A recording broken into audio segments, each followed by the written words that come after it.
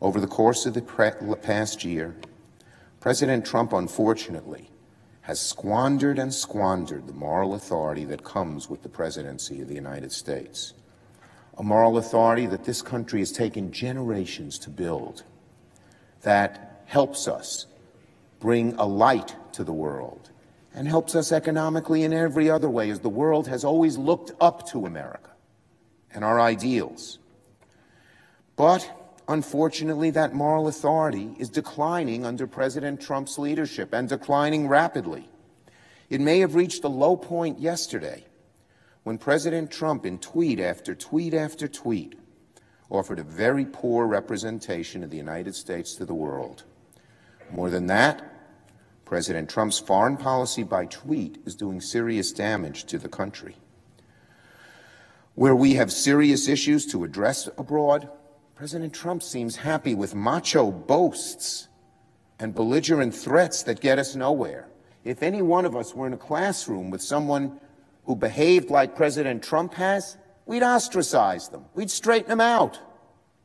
We don't hear a peep from the vast majority of our Republican colleagues about this, so many of whom are hawks. We have serious issues to address abroad. President Trump's foreign policy by tweet will not advance our standing in the world. It will not reassure our allies or other nations that it's better to work with us than against us. What it will do, what it's already done, unfortunately, is unsettle our allies and embolden our adversaries.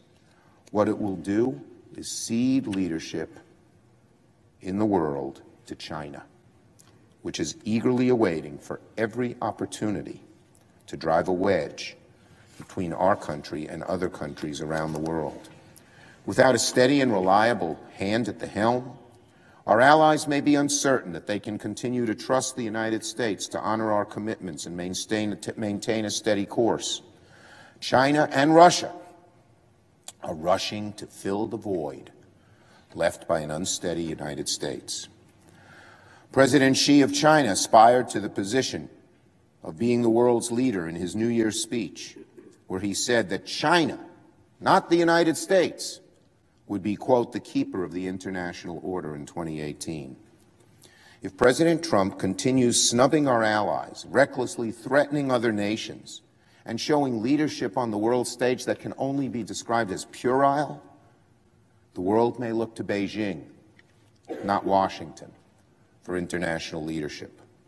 And again, I repeat, where are our friends, the Republican hawks, who have been so concerned about America's leadership in the world, who decried the fact that President Obama had not done enough for that leadership? My dear friend, if he were here, Senator John McCain, would typically stand up and speak about this. And hopefully he'll be back soon to do so.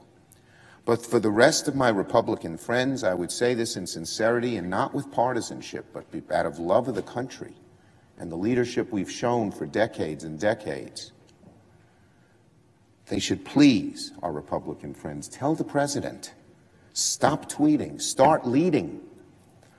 We're almost through a calendar year of the Trump presidency.